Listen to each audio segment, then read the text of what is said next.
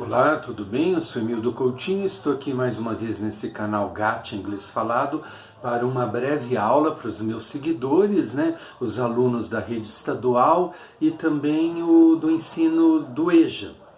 É o seguinte, na aula anterior eu falei para a gente prestar atenção no que é um sujeito e um verbo, especialmente, no caso ali no verbo to be. Então veja a aula anterior, porque essa aula aqui vai ser uma sequência, digamos. Nós temos o sujeito e o verbo.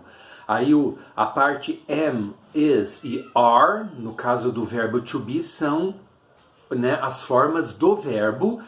E ali nós temos o sujeito, que no inglês é o subject, que é I, you, aí a terceira pessoa, he, she, it, tá?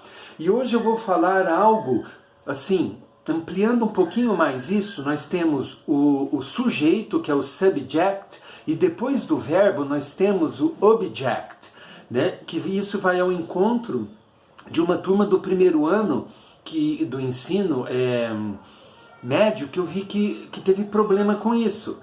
Mas fica aqui a dica para todas, porque não é só do inglês isso é para qualquer outra língua.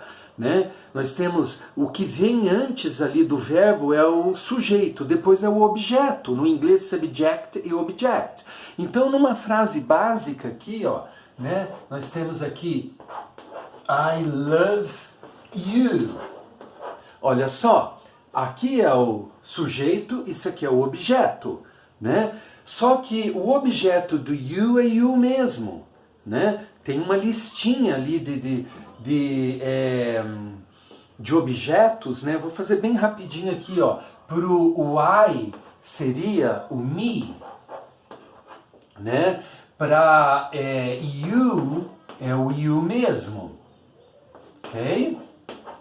Para a terceira pessoa que se desdobra em três, vamos pegar aqui he, she e it, Do he vai ser him, do she, her, e do it é it mesmo. Ok, gente? Tá, então, Agora, deixa eu apagar aqui, isso aqui é o singular. Agora nós temos o plural. Então, só assim, recapitulando, dá para vocês pararem o vídeo aqui. Me, you, him, her e it, É o objeto e I, you, he, she, it, É o sujeito, Isso do singular. Agora vamos pegar aqui do plural. Nós temos o we, you novamente e they. Do we nós temos o us. Do you aqui no plural é you mesmo. E do they é them. Them, que lembrando do TH, vale a pena, ver isso aqui mesmo numa coisa tão básica, já aparece, them, o TH, ok? Então aqui, veja bem, essa listinha, nós vamos ter que lidar com ela aqui. Vamos supor que você vai inverter. Eu amo você, você me ama. Então nós vamos dizer o quê? You, porque ele é sujeito e também objeto, You love o quê? Me. You love me, Agora, se for assim, você ama ela, ele no caso, Ele ama ela. He loves, porque aqui é a terceira pessoa, vai o S. Isso é presente, Nós já vimos aqui, de repente eu vou gravar uma aula sobre o presente, na terceira pessoa vai o S. Então ele ama ela. He loves her, Lembrando que, quando nós estudamos inglês ou qualquer outro idioma, nós paramos para refletir sobre o nosso próprio idioma. Esse tipo de coisa aqui, que no português falado é aceito, você misturar sujeito com objeto, por exemplo, eu disse aqui, ele ama ela. Pela língua mais padrão seria ele ama ele a ama, Portugal fala assim e diz que nós brasileiros não falamos inglês correto. Porém, na nossa língua não padrão, a língua coloquial, digamos, até de uma classe letrada, nós falamos assim, ele ama ela, ele viu ela. No inglês não rola. Você falar he loves she estaria errado. Então, veja bem, o que uma língua te oferece, te possibilita falar coloquialmente, a outra já não. E é bacana quando nós começamos a refletir sobre isso, né?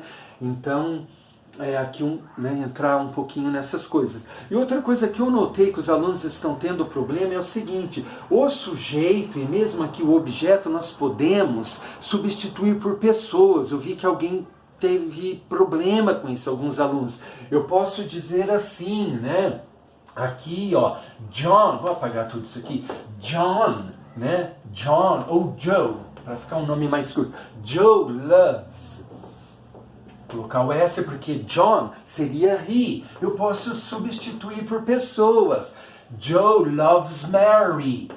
Tá? Caiu lá um exercício publicado pela CED que era gentleman. E os alunos teve problema. Gentleman poderia ser aqui um cavalheiro, né? O cavalheiro ama Mary, né? The gentleman loves Mary, ok?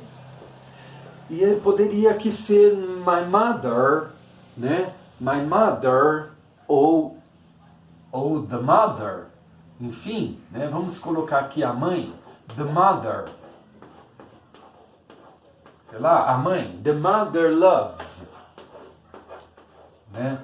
The mother loves o quê? The mother loves, enfim, qualquer coisa. Se for ele, him, né? A mãe ama ele.